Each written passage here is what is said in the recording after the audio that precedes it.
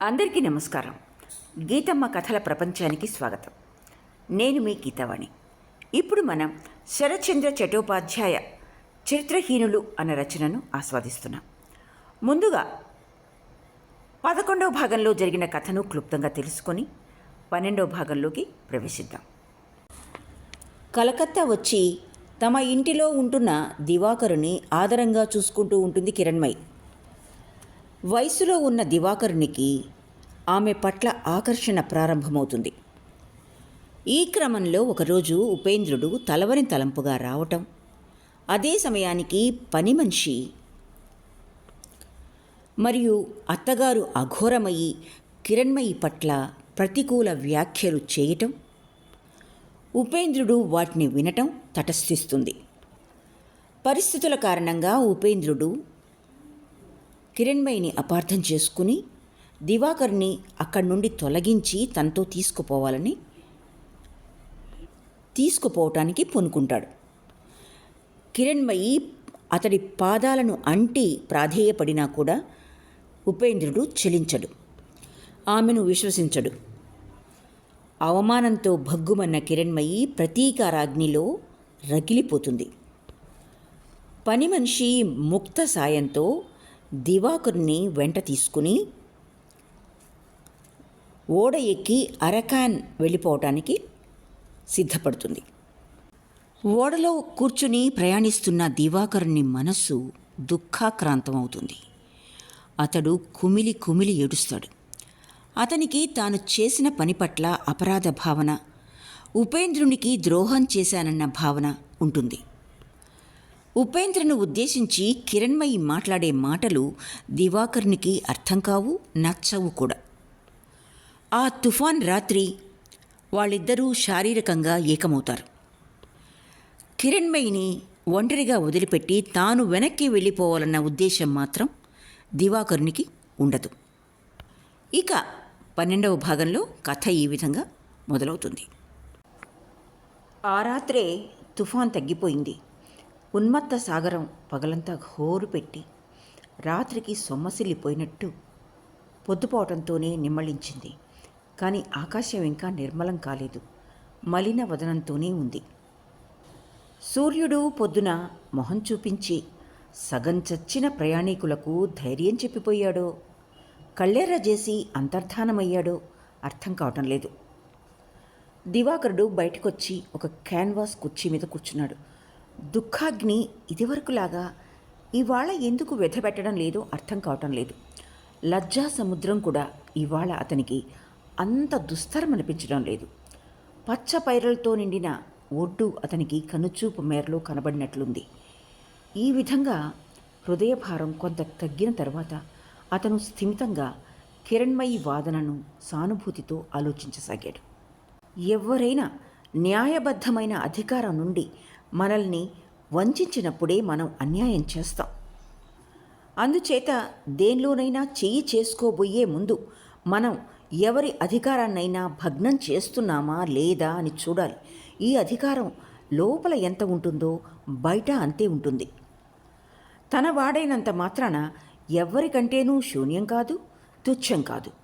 ఆ అధికారాన్ని క్రమించి దేనిలోనైనా చెయ్యి చేసుకోవటం తనను తాను అన్యాయం చేసుకోవటమే అని కిరణ్మయి నిన్న రాత్రి వాదించింది. కొంచెంసేపు మెదలకుండా ఊరుకుని ఆమె ఇంకా ఇతరుల అధికారంలో చేయి చేసుకోవటం తాగుబోతుకు డబ్బు ఇవ్వటం లాంటిది. డబ్బిచ్చి మనం మరింత అధోగతి పాల్చేస్తున్నాం, సంఘాన్నుండి దూరం చేస్తున్నాం అన్నది. దివాకరుడు మెదలకుండా వింటూ ఉండడం చూసి కిరణ్మయి, సంఘ వ్యక్తుల ఈ అధికారం అత్యంత విశాలమైనదైన దానికి అంతు హద్దు అంటూ ఉంటుంది. అక్కడ అడుగుపెట్టినంత మాత్రాన అనధికార ప్రవేశం కాదని అనేక వాదనలు ఉన్నాయి, అనేక అభిప్రాయాలున్నాయి.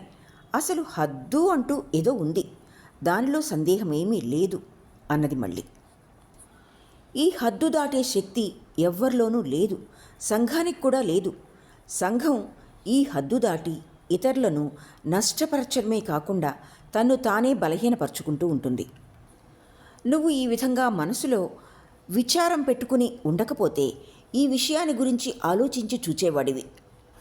నేను ఎవరి అధికారంలోనైనా చేయి చేసుకున్నానా లేదా అని. నేను విధవను. నా మీద న్యాయబద్ధమైన అధికారం ఎవ్వరికీ లేదు. నువ్వు అవివాహితుడివి. నీ హృదయం మీద కూడా ఎవరికీ అధికారం లేదు.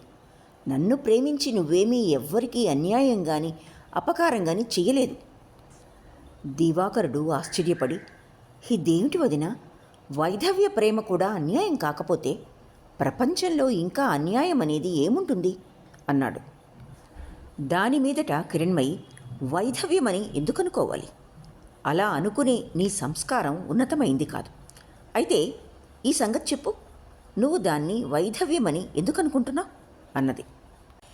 దివాకరుడు ఉత్తేజితుడై, వివాహంతో పవిత్రం కానిది, సంఘం ఆదరించనిది, ఆత్మీయులు మిత్రబాంధవులు ఘృణిత దృష్టితో చూచేది వైధవ్యం. తిన్నని విషయమేగా అన్నాడు. కిరణ్మయి నవ్వి, తిన్నని విషయం ఎలా అవుతుంది? కొంచెం ఆలోచించి చూడు.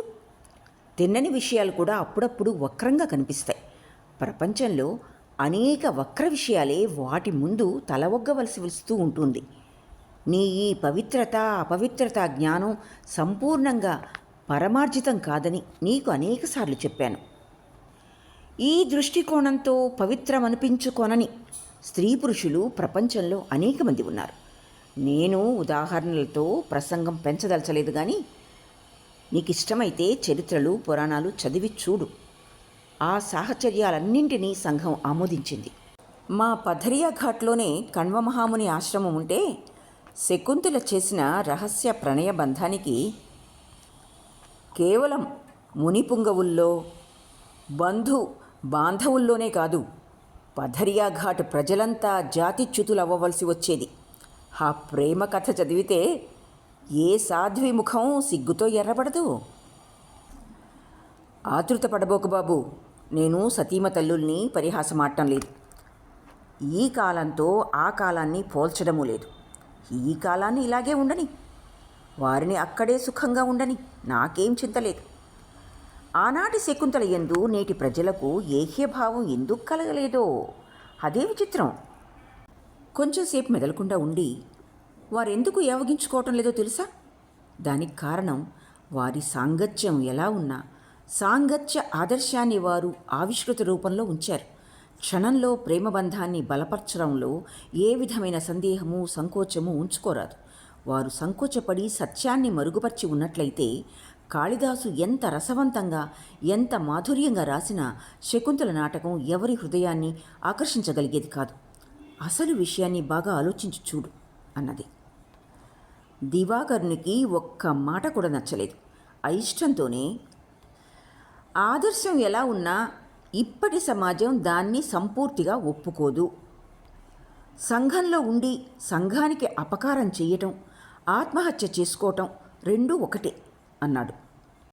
సంఘానికి అపకారం చేయటం, సంఘం యొక్క అహంకారానికి అపకారం చేయటం రెండూ ఒక్కటి కాదు బాబు. ప్రతి వస్తువుకి ఒక నిజమైన జన్మ హక్కు ఉంటుందని మొదటే చెప్పాను. సంఘం అహంకారంతో సత్యాన్ని అతిక్రమించిపోయేటప్పుడు దెబ్బ తినవలసి వస్తుంది. ఆ దెబ్బ వల్ల సమాజం నాశనం అవ్వదు, ఇంకా బాగుపడుతుంది. కానీ దాని యందు వ్యామోహం తగ్గుతుంది. విద్యను అభ్యసించడానికి కానీ దేశం కోసం కానీ విదేశాలకు వెళ్ళటం సంఘం ఒప్పుకోదు. ఈ విషయంలో అది అనేకసార్లు దెబ్బతినవలసి వచ్చింది. కానీ నేటి వరకు దాని మొండి ప్రాణం అలాగే ఉంది. ఏది ఎలా ఉన్నా అయితే బాబు, సంఘం యొక్క వివేచన బుద్ధిని నువ్వు ప్రశంసిస్తావా? నువ్వు దాని అభిప్రాయాలు తిన్ననివి సరి అయినవి అనుకుంటున్నావా అని అడిగింది కిరణ్మయి. లేదు, అనుకోవటం లేదు. తిన్ననివి అనుకోవటానికి ఏమీ కారణం కూడా లేదు అన్నాడు దివాకరుడు. కారణం లేదు అయితే సందేహరహితమైన ఈ సమాధానం ఎక్కడ సంపాదించావు? నీ వివేచన బుద్ధితోనేనా అన్నది కిరణ్మయి. దివాకరుడు ఉత్తేజితుడై, ప్రతివాడు ప్రతి పనికి ఆలోచించటం మొదలుపెడితే సమాజం ఎక్కడ నిలుస్తుంది అన్నాడు. ఇంతసేపటి నుంచి నేను నీకు ఈ సంగతినే చెప్పడానికి ప్రయత్నిస్తున్నాను. ప్రతి పనికి ప్రతివాడు తన బుద్ధిని వినియోగిస్తూ ఉంటే సంఘం ఎలా నిలవలేదో, సమాజం కూడా ఎల్లప్పుడూ ప్రతి పనికి తన అభిప్రాయాలని చెలాయించదలుచుకుంటే మనిషి కూడా అలాగే నిలవలేడు. అన్యాయాలు చేయటం కానీ, పొరపాట్లు పడటం కానీ మనిషికే కానీ సంఘానికి తెలియదా? రెంటికి నిర్దిష్టమైన ఒక హద్దంటూ ఉంది. మూర్ఖత్వం, చిత్త చాంచల్యంతో కానీ, అనవసరమైన పట్టుదలతో కానీ ఆ హద్దులు అనర్థం చేకూరుస్తాయి అన్నది కిరణ్మయి. దివాకరుడు దీనికి సమాధానంగా ఏమీ చెప్పలేదు. కిరణ్మయి కొంచెంసేపు మెదలకుండా ఉండి, ఆ హద్దు ఏ సంఘంలోనూ ఎప్పుడూ ఒక్కచోట నిలిచి ఉండదు, అవసరాన్ని బట్టి జరిగిపోతూ ఉంటుంది అన్నది మళ్ళీ. అయితే దాన్ని జరిపేది ఎవరు? దివాకరుడు అడిగాడు. ఈ బ్రహ్మాండమంతా నడిచే నియమం ప్రకారమే ఈ హద్దు కూడా దానంతట అదే జరుగుతూ ఉంటుంది. కానీ అది జరుగుతూ ఉందో లేదో దెబ్బ తగిలినప్పుడు కానీ తెలియదు అన్నది కిరణ్మయి. ఇంతసేపటి నుండి దివాకరుడు కిరణ్మయి వాదనలు అన్నింటినీ తన ఊహకు అనుకూలంగా చేయటానికి ప్రయత్నిస్తున్నాడు. కానీ మనసులో బాధగానే ఉంది. ఈ పనిలోని నికృష్టతను గురించి అతనికి సందేహమేమీ లేదు. నేరాలను అన్నిటినీ వినయంగా ఒప్పుకోవటానికి అతను సిద్ధంగానే ఉన్నాడు. కానీ ఈ గర్విత నారి ఇంత మహాపరాధాన్ని కూడా అపరాధంగా ఎంచక సంఘాన్నే దోషిగా నిరూపిస్తుందని స్పష్టంగా తెలుసుకున్న తర్వాత అతనికి ఆమె మాటల యందు అసహ్యం కలిగింది. కటువుగా మాట్లాడడం కూడా అతనికి చాలా కఠినమైన పని. అందుకని అతను సాపేక్షకంగా, మంచిదే, కానీ సంఘానికి మన వలన తగిలిన దెబ్బ మూలకంగా సంఘమునందు ఆసక్తి, ఆదరం ఎంతో తగ్గుతుంది అన్నాడు. ఈ మాట విని కిరణ్మయి కొంచెంసేపు మౌనం వహించింది. కానీ మళ్ళీ వెంటనే గొంతు మార్చుకుని దివాకరుని ముఖం కేసి చూస్తూ, మనం దెబ్బ కొట్టింది ఎక్కడ బాబు? భయంతో పరుగు చూపటం, పరుగు చూపి దెబ్బ కొట్టడం రెండూ ఒకటేనా? సంఘ దర్పం భగ్నం కావించడానికి? కానీ నువ్వు బిఏ వరకు చదివావు అని ఆమె చప్పున పండుకొని నిండా ముసుగు పెట్టుకుంది. కానీ ఈ విధంగా వాగ్వాహిని ఆగదు. అది అడ్డు తగిలిన ప్రవాహంలాగా లోలోన పొంగి మరింత వేగాన్ని చేకూర్చుకుని ఒక్కసారి అడ్డుకట్టలు తెంపుకొస్తుంది. అలాగే జరిగింది కూడా. ఈ వాగ్వివాదం ఉద్రేకపరిచింది. వినయ స్వభావం గల దివాకరుని మనసులో కూడా కలవరం రేకెత్తించింది. నువ్వు బిఏ వరకు చదివావు కదూ అన్న కిరణ్మయి చివరి మాట అతని అంతరాళంలో మారుమోగింది. చదువుకున్నానని అతనెప్పుడూ అభిమానపడలేదు. కానీ ఈ యువతి అన్న ఈ కటువాక్యం అతని హృదయాన్ని వాగ్యుద్ధానికి ఆయత్తపడేట్లు చేసింది. కానీ ఏ విధంగా యుద్ధ ప్రకటన చెయ్యాలో, ఈ నీరవతను ఎలా భగ్నం చేయాలో దివాకరుడు నిశ్చయించలేకపోయాడు. మందగించిన గాలివానలోంచి ఓడ గంట 12 సార్లు మోగింది. కిరణ్మయి అణుచుకున్న గొంతుతో బాబు అని పిలిచేటప్పటికి దివాకరుడు త్రుళ్ళిపడ్డాడు. హృదయంలో ఆశ, భయం ఒక్కసారి కల్లోలపరచసాగినాయి. ఏమిటి వదినా? చప్పున సమాధానమిచ్చాడు. నువ్వు తిరిగి వెళ్ళిపో అన్నది కిరణ్మయి. అలా ఎప్పటికీ జరగదు అన్నాడు దివాకరుడు గట్టిగా. ఎందుకని జరగదు? తెలిసో తెలియకో ఒకసారి కాలు జారి బురదలో పడినంత మాత్రాన జీవిత పర్యంతం దాన్నే పులుముకొని తిరుగుతావా? అంత అవసరం ఏమొచ్చింది? అవసరం నీకు కనబడదు, నాకు కనబడుతుంది. తిరిగి వెళ్ళినంత మాత్రాన బురద వదులుతుందా?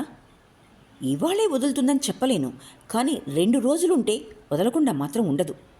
అయితే వెళ్ళేది ఎక్కడికి? దివాకరుడు వినయంగా అడిగాడు. మీ ఇంటికి, మీ ఆత్మీయుల వద్దకి, మీ ఉపేంద్ర అన్న దగ్గరికి. అంతా నీవారేగా అన్నది కిరణ్మయి. దివాకరుడు కొంచెంసేపు మెదలకుండా ఉండి, నా వారు అనుకుంటున్న వారెవ్వరూ నా వారు కాదని నీకు తెలుసు. ఉపేంద్ర బాబు మాత్రం ఉన్నాడు. అతని దగ్గరికే నువ్వు తిరిగి వెళ్ళమంటున్నావా? ఈ మాటలు నోటి వెంట రాగానే అతను లోలోన కంపించిపోయాడు. కిరణ్మయి కూడా ఇది గ్రహించి లోలోన నవ్వుకుంటూ, అవును, అతని దగ్గరికే వెళ్ళు అన్నది. దివాకరుడు కొంచెంసేపు మెదలకుండా ఊరుకున్నాడు. తరువాత మెల్లగా, నువ్వు అతన్ని బాగా అర్థం చేసుకోలేదు, నేను కూడా అర్థం చేసుకోలేదు. బహుశా అతన్ని ఈ లోకంలో ఎవ్వరూ అర్థం చేసుకోలేరు అనుకుంటాను. కానీ చిన్నప్పటి నుంచి అతని వద్ద ఉంటూ అతని ఆదర అభిమానాలతో పెరగటం వల్ల కొంత అర్థం చేసుకున్నాను. అతని ఎదుటకు వెళ్ళి నుంచునే కన్నా అగ్నిగుండంలో పట్టం మంచిది అన్నాడు. కిరణ్మయి ఒక్కసారి చకితురాలైపోయింది. వెనక్కి తిరిగి దివాకర్ని ముఖం వంక చూచి, ఎందుకని? అతను అంత నిర్దయుడా ఏమిటి? దీనిలో నీ తప్పేమీ లేదని వేడుకున్నా కూడా దండిస్తాడా? అది ఎప్పటికీ జరగదు అన్నది. దివాకరుని ధ్యానం కిరణ్మయి ఈ ఆకస్మిక ఉత్సాహం వైపు పోలేదు. గోడ మీద వెలుగుతూ ఉన్న చిమ్నీ కేసి పరధ్యానంతో చూస్తూ, అతనికి ఏ విషయమూ నచ్చ చెప్పనవసరం లేదు. ఎట్లాగో వారంతా గ్రహిస్తారు. నేను చేసిన దానిలో తప్పేమీ లేదని నీలాగా నేను అనుకోవటం లేదు. కానీ అనుకుంటే నిజంగానే నిర్దోషినయ్యి అతని ఎదుటికి వెళ్ళిన రోజున అంతా గ్రహిస్తాడు. ఆ రోజునే నా విషయంలో నిజమైన నిర్ణయం కలుగుతుంది. నీవు దండన అన్నావు. అతను ఇంకా ఎలాంటి దండన విధిస్తాడని అనుకోను వదిన. అతను నన్నెప్పుడూ దండించలేదు. ఇవాళ ఇక ముందు అతనేమీ మాట్లాడలేక 2 చేతులతో మొహం కప్పుకున్నాడు. కిరణ్మయి ఏమీ మాట్లాడలేదు. కళ్ళప్పగించుకొని అతని ముఖం కేసి చూడసాగింది. ఆమె హృదయంలో చెలరేగిన కల్లోలం ఆ అంతర్యామికి తప్ప ఇంకెవరికి తెలియదు. కొంచెంసేపు ఉన్న తర్వాత దివాకరుడు మరింత వ్యధిత కంఠంతో, ఎప్పుడూ నేను సరిగ్గా చెప్పలేను. ఇవాళ కూడా నా మనసులోని మాట నీతో చెప్పలేను. కానీ అతని విషయం వదిలిపెట్టమని నిన్ను ప్రార్థించుకుంటున్నాను. నా విషయం నేను సహించగలను, కానీ అతన్ని గురించి మాటల్ని ఎలా సహించగలను? కొంచెంసేపు ఆగి, 2 రోజుల నుంచి కేవలం అతన్ని గురించి ఆలోచిస్తున్నాను. మేము కలకత్తా వచ్చిన రోజున అతను నా గది బయట నుంచుని, పుస్తకాలన్నీ సర్దుకున్నావట్రా అని కేకేశాడు. నేను సర్దాను అన్నాను. దాని మీదట అతను, జాగ్రత్తగా ఉండు, ఏమైనా అవసరమైతే నాకు రాస్తూ ఉండు, తెలిసిందా అని నా ముందు ఒక నోట్ల కట్ట పారేసి వెళ్ళిపోయాడు. కొంచెం ఆగి అతను మళ్ళీ, అందుకే నేను చింతపడేది. నేను వారికి విధించిన దండనకు నన్నెంత దండించినా, ఎలాంటి దండన విధించినా తక్కువే అనిపిస్తుంది అన్నాడు. దివాకరుని చెక్కిళ్ల వెంట కారిన కన్నీటి చుక్కలు దీపపు వెలుగున మిలమిలా మెరవసాగినాయి. కిరణ్మయి మెదలకుండా శిలా విగ్రహంలాగా వాటికేసి చూస్తూ కూర్చున్నది. అతను కొంచెంసేపు ఉన్న తర్వాత లాల్చీ చెంగుతో కన్నీళ్లు తుడుచుకొని గంభీర స్వరంతో, ఉపేంద్రబాబుకు తలవంపులు చేస్తానన్నావు నిన్న. ఆ రాత్రి మీతో ఏమి సంభాషణ జరిగితే ఇలాంటి మాట అన్నావో నాకింతవరకు అర్థం కావటం లేదు. నీ ఉద్దేశం ఏమైనా తలవంపులు చేసినందువల్ల కలిగిన దుఃఖం ఎంత బాధాకరంగా ఉంటుందో నీకు తెలిసినట్లయితే నీ నోటి వెంట అలాంటి మాటలు ఎప్పటికీ వచ్చేవి కావు. అదీగాక వారికి తలవంపులైనందువల్ల మనం మాత్రం తల ఎత్తుకుని తిరగలమా? నీకు ఆ ప్రయత్నం మటుకు వద్దు. వారు మన వైపు తల ఎత్తి చూడనంత వరకు వారికి తలవంపులు చేయగల శక్తి విధాతకు కూడా లేదని ఇవాళ నీకు గట్టిగా చెప్తున్నాను అన్నాడు. అంతటితో ఆ ప్రసంగం ముగిసింది. సంఘం, సంసారం, మంచి చెడ్డ, వ్యష్టి సమిష్టి, అధికారం అనధికారం, తనది పరాయిది, సుఖం దుఃఖం మొదలైన విషయాల మీద వాగ్వివాదం ఆ ఒక్క మాటతో ఆగిపోయింది. ఈ నిశీథ మధ్యంలో ఈ ప్రతికూల శక్తులు 2 అకస్మాత్తుగా ఏదో అజ్ఞాత ఆకర్షణతో అడ్డులేని చోట మాట్లాడడం కంటే, మాట్లాడించుకోవాలని చెప్పడం కంటే చెప్పించుకోవాలని ప్రబలాకాంక్ష చెలరేగిన చోట బుద్ధి మాంద్యం వచ్చి మాట్లాడకుండా మౌనం వహించి మననం చేసుకోవలసిన చోట వచ్చి కలిసినాయి. అక్కడితో వచ్చి 2 నిండు హృదయాలు బలబల పొంగిపోయాయి. తల వంచుకొని లోలోన దుఃఖపడుతున్న దివాకర్ని లోనికి ఇంతకు పూర్వపు భగ్నాశ సపరివారంగా ఎప్పుడు వచ్చి చేరిందో ఎవరికీ అంతుపట్టలేదు. ఉదయం మెలకు వచ్చి లేచి చూచేటప్పటికీ నిద్రిస్తున్న కిరణ్మయి చెయ్యి నిన్నటిలాగా ఇవాళ కూడా అతని గుండె మీద పడి ఉంది. అది పారిజాత మాలగాని విష సర్పమని గాని అతను భ్రమించలేదు. లేచి వచ్చేటప్పుడు అతను ప్రసన్న చిత్తంతో, మమతతో ఆ చేతిని మెల్లగా పక్క మీద పెట్టి వచ్చాడు. దివాకరుడు ఉదయం పక్క మీద నుంచి ఎప్పుడు లేచిపోయాడో కిరణ్మయి చూడలేదు. అందుచేత నిద్రలేవగానే ఆమె దివాకరుని కోసం ఆతృతపడసాగింది. నిన్నటి రాత్రి సంభాషణ బట్టి కిరణ్మయి అతని గురించి అనేక సంగతులు తెలుసుకుంది. దివాకరుడు నిజంగా ఎంత నిస్సహాయుడో, ఉపేంద్రబాబుని త్యజించి రావటం అతనికి ఎంత దుఃఖమో తెలుసుకున్న తర్వాత ఆమెకు ఏకాంతంలో కూడా శాంతి లేకపోయింది. పాపం, ఈ అమాయకపు యువకుని జీవిత ప్రారంభంలోనే బ్రహ్మచర్య భ్రష్టుని చేసిన దోషం ఆమెను నిద్రలో ఉండగానే బాధించసాగింది. అందుచేత మెలకువ రాగానే నూతన ప్రేమతో, వ్యధిత హృదయంతో ఆ నిరపరాధుని కోసం కన్నెత్తి చూచింది. కానీ పక్క మీద లేడు. బయట చూచింది. ఓడ సరంగును పిలిచి వెతకమని చెప్పింది. కానీ అతనికి కూడా కనబడలేదు. కిరణ్మయి అతని రాకకు ఆతృతతో ఎదురుచూస్తూ ఉంది. కానీ ఈ ఉత్కంఠలో కలిగిన బహుదూరాన్నుండి వచ్చిన సుగంధం లాంటి అలౌకిక ఆనందంతో ఆమె హృదయం పొంగిపోయింది. ఆమె ఓడ మీద అడుగుపెట్టినప్పటి నుంచి ఏనాడు తనను హృదయపూర్వకంగా ప్రేమించలేని ఈ దివాకరునితో సంసారం చెయ్యాలా, ప్రేమాభినయం చెయ్యాలా అని ఆమె హృదయ తంత్రువులను ఈ దుఃఖమీటులతో మోగించింది. కానీ ఆ నాదం ఆమె అంతర్యామికి తప్ప ఇంకెవరికీ వినపడలేదు. కానీ ఆ దుఃఖం అంతటితోనే అంతం కాలేదు. ఈ కల్పిత ప్రేమ సూత్రం ఒకనాడు కాకపోతే మరొకనాడైనా తెగక తప్పదు. ఇది ఒకనాడు రహస్యంగా విషపూరితమవుతుంది. డాక్టర్ అనంగమోహనుడు దీనికి తగిన పాఠం చెప్పిపోయాడు. ఆ దుర్దినాన, ఆ చెడు లగ్నాన మెడకు పడే తాడు ఈసడింపు ఉరి ఏ శాస్త్రంతో తెగుతుందా అనే దుశ్చింతే ఆమెను రాత్రింబగళ్ళు వెధపెట్టసాగింది. కానీ నిన్నటి చీకటి రాత్రిలో ఉపేంద్రుని రాజసింహాసనం ముందు కూర్చుని ఇద్దరూ సంధిపత్రం మీద సంతకం చేసిన తర్వాత ఆమెకు మెలకువ వచ్చినట్లయింది. పాపం, ఈ అమాయకపు యువకుని కోసం ఆమె వ్యధపడినట్లుగానే అటు ఘృణిత విభీషిక నుండి ముక్తి చెంది అతడు ఒక నిట్టూర్పు విడిచి శాంతి నొందాడు. ఏకాంతంగా కూర్చుని నిట్టూర్పులు విడుస్తూ, ఇప్పుడు నాకేం భయం లేదు, ప్రేమించలేకపోయినా ప్రేమతో అతని హృదయ మాలిన్యాన్నైనా వదిలించగలనుగా అని మాటిమాటికి అనుకోసాగింది. కానీ దివాకరుడు అగ్ని మీద మమతను అణచుకోలేని పక్షిలాగా ఆహుతి కావటానికి ప్రయత్నిస్తే ఏం చెయ్యాలి? తన రూపంలో ఎంత మహత్తర ఆకర్షణ శక్తి ఉందో ఆమెకు తెలుసు. ఆమెకు తన పతి సంగతి జ్ఞాపకం వచ్చింది.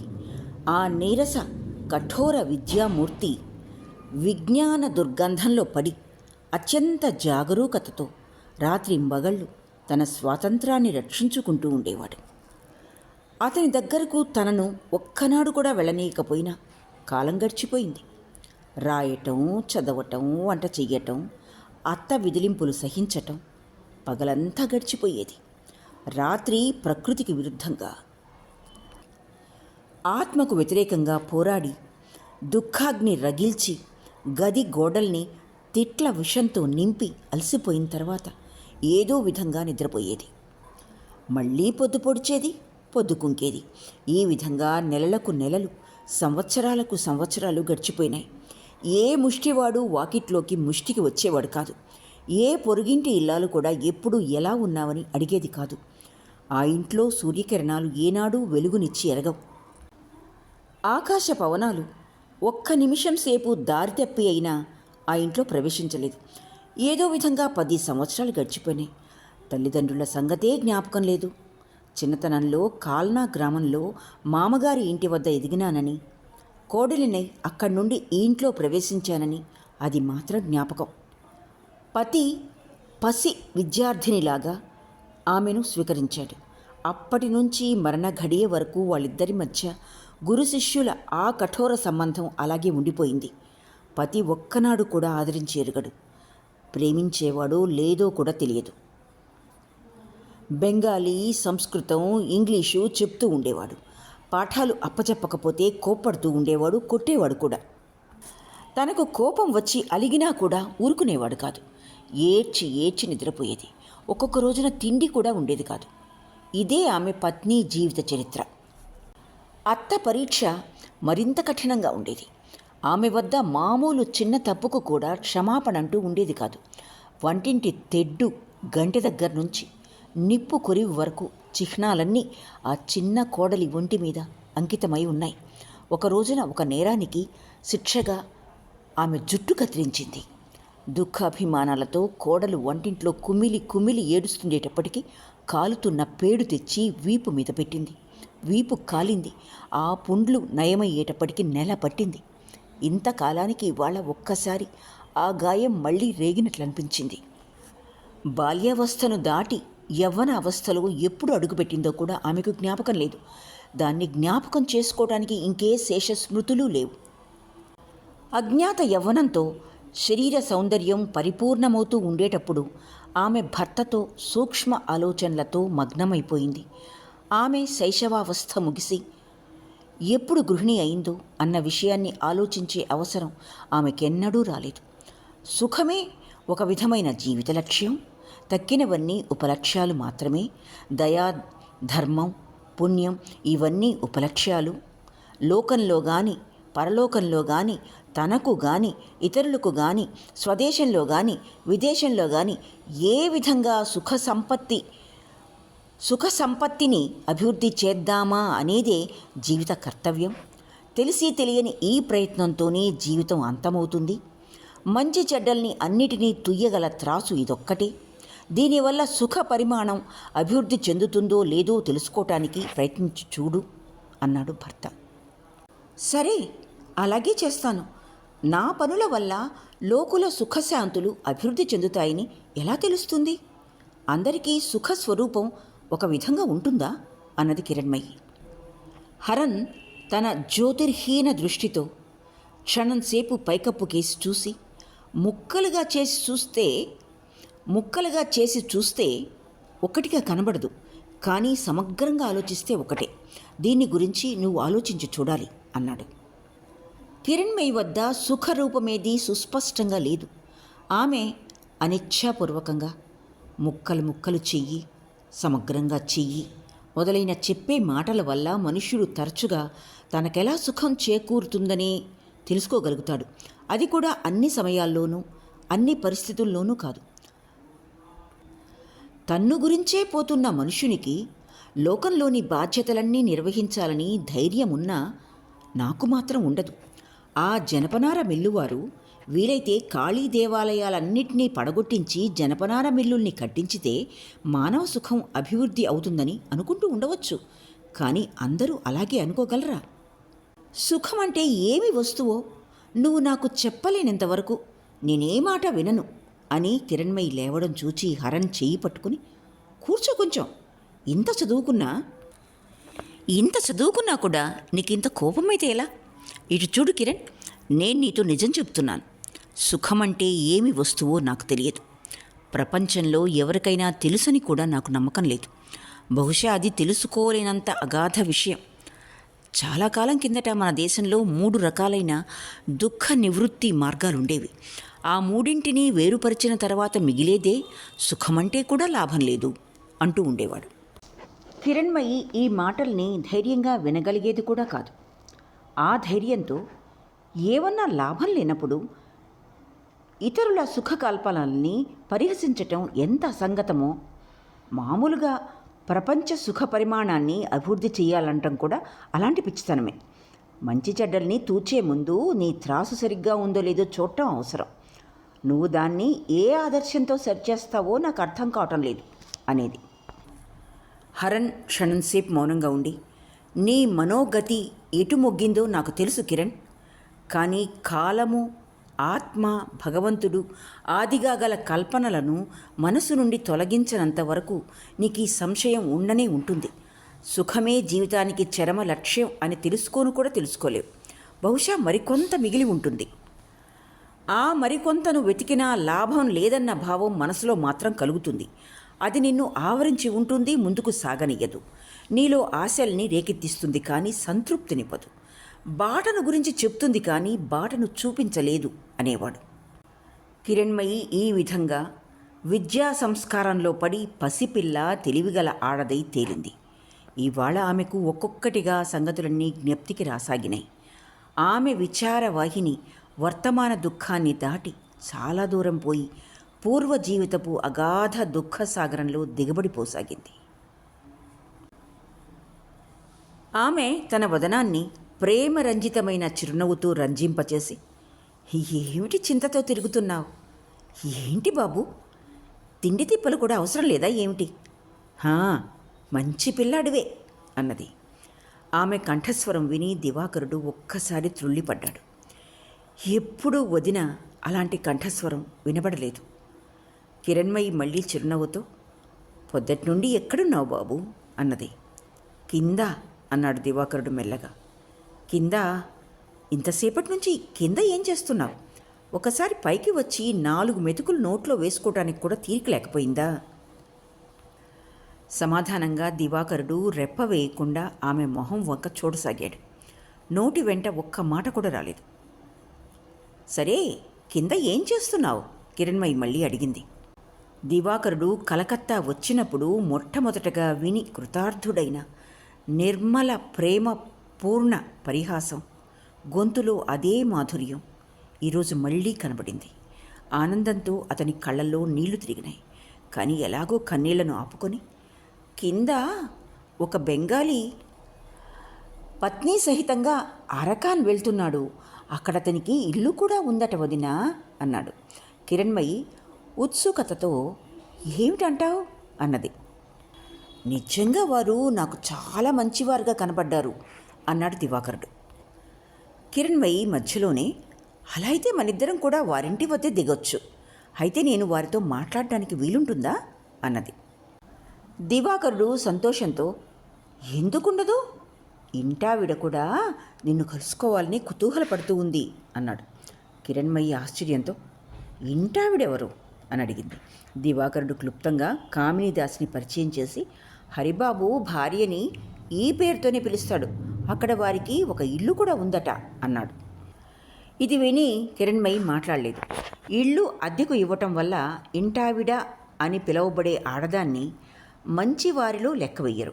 అందుచేత దివాకరుడు ఆమెను పిలుచుకురావటానికి సంసిద్ధపడేటప్పటికీ కిరణ్మయి చిరునవ్వు నవ్వి సందిగ్ధంగా, ఆవిడ మంచిదేనా బాబు అన్నది.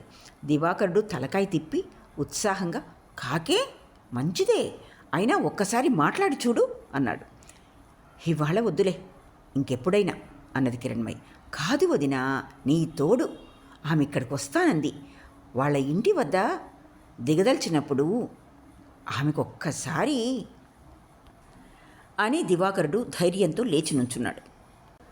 అతని పంచేంద్రియాలలోని స్నేహపూరితమైన హఠం కిరణ్మయి తప్పును తప్తశూలంలాగా ఛేదించింది. ప్రబల వేదనా తరంగాలు నరనరంలోనూ వ్యాపించాయి. కిరణ్మయి కళ్ళల్లో నిండిన అశ్రువులను కప్పిపుచ్చాలని తలంపుతో మొహం తిప్పుకొని అణుచుకున్న గొంతుతో, అయితే వెళ్ళు అన్నది. అది నిజమే. కొత్త చోటుకు ఎక్కడికైనా వెళ్ళేటప్పుడు స్నేహితులు ఎవరైనా దొరకటం చాలా ఆనందమైన విషయం. చివరికి ఈ సంగతి ఆలోచించుకునే ఆమె దివాకరుని కుతూహలానికి తల ఒగ్గింది. కానీ అతను నిజంగా ఆమెను పిలుచుకురావటానికి త్వరగా వెళ్తుండేటప్పటికీ తన సంబంధాన్ని గురించిన సమస్య కిరణ్మయి హృదయంలో చెలరేగింది. ఆమె ఇప్పుడు వస్తుంది. ఆమె ప్రౌఢ బెంగాలీ స్త్రీ. ఆమె కళ్ళను కట్టలేం. దివాకరుని వయసుకి తన వయసుకి ఎంత వ్యత్యాసం ఉంటుందో అంత వ్యత్యాసం బెంగాలీ దేశపు భార్యాభర్తల్లో ఉండదు. ఈ విషయం ఆమె కళ్ళకు కనబడకుండానే ఉంటుందా? ఈ విషయాన్ని గురించి ఆలోచించుకుని కిరణ్మయి మరింత కుంఠితురాలైపోయింది. వెంటనే దివాకర్ని వెంట ఆ ఇంటావిడ వచ్చింది. ఆమె వంక కన్నెత్తి చూడగానే కిరణ్మయి ఈమె ఉత్తమ జాతి స్త్రీ కాదని గ్రహించింది. కలకత్తాలో పనిపాటలు చేసుకుంటూ తిరిగే జాతి స్త్రీలలోనిది ఆమె. కిరణ్మయి హృదయంలోంచి ఒక భారం తగ్గినట్లయింది. ఆమె చిరునవ్వుతో, వచ్చి కూర్చో అన్నది. కిరణ్మయి సౌందర్యం చూసి ఇంటావిడ క్షణంసేపు స్తబ్దురాలై నిలబడినట్టే ఉండిపోయింది. తరువాత వంగి నమస్కారం చేసి తలుపు దగ్గరికి వెళ్ళి కూర్చుంది. బాబుగారు మీ సంగతి చెప్పేప్పటికీ ఇంటాయన పొయ్యి అమ్మగారికి దండం పెట్టిరా అన్నాడు.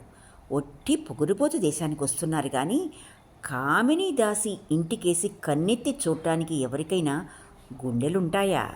తల ఎత్తితే చీపురు పెట్టి 4 దిగదుడుపులు పెడతాను అని ఆమె చీపురుకు బదులు తన చేతినే ఊగించి చూపించింది. కిరణ్మయి సంతోషం కనబర్చుతూ, ఇక నిశ్చింత, కొత్త చోటికి వెళ్ళడం అంటే నిజంగా భయంగా ఉంటుంది. మేమిద్దరం దీని గురించే ఎలాగా అని ఆలోచిస్తున్నాం అన్నది. భయమే ఉంది. కామినీ దాసి ఇల్లని తెలియగానే యముడు కూడా ఆ దారిని రాడు. అక్కడికే రండి, మీకే కష్టం ఉండదు. అద్దె 5 రూపాయలు, కానీ మీరు 4 రూపాయలే ఇద్దరు. కానీ తగ్గింది బాబుగారికి ఉద్యోగం దొరికిన తర్వాత చూడొచ్చులే. దీనికోసం అట్టే విచారించొద్దమ్మా. మా ఇంటాయన ఎవరి దగ్గరికి వెళ్ళినా సరే కాదనలేరు. మీ దయ వల్ల మేము ఇలా బతుకుతున్నాం అన్నది కామినీదాసి తలకాయ తిప్పుతూ. కిరణ్మయి ఒక నిట్టూర్పు విడిచి, భగవంతుడు మీకు మేలు కలిగించుగాక అన్నది. ఇంటావిడ సూక్ష్మ దృష్టి కిరణ్మయి ముఖం మీద పడింది. ఇదేమిటమ్మా, మొహాన బొట్టు లేదే, తలంటుకున్నావా ఏమిటి? కుంకుమ భరిన ఇడితే బొట్టు పెడతాను. 5వ తనమున్న వాళ్ళు ఎక్కడైనా ఇట్లా ఉంటారా అన్నది. కిరణ్మయి దీనికై పొద్దుటి నుండి సిద్ధంగానే ఉంది. తలంటుకుంటే పోలేదు బొట్టు. బాబుగారికి జబ్బు చేసింది. బతుకుతారని ఎవ్వరికీ ఆశ లేకపోయేటప్పటికీ పసుపు కుంకుమ ఖాళీకి ఇస్తానని మొక్కుకున్నాను. కుంకాన్నిచ్చి ఈ గాజుల్ని మాత్రం నిలబెట్టుకున్నాను అని ఆమె ఒక నిట్టూర్పు విడిచి దివాకరునికేసి క్రీగంటతో చూచింది. అతని మొహం సిగ్గుతో పూర్తిగా వివరణమైపోయింది. ఓహో, అదా సంగతి అని ఇంటావిడ సానుభూతి చూపించింది. అయితే మా అరకాన్లో కూడా ఖాళీ ఆలయం ఉంది. వెళ్ళగానే పూజ చేసి మొక్కు తీర్చుకో. లేకపోతే నలుగురు పలు విధాలా అనుకుంటారు.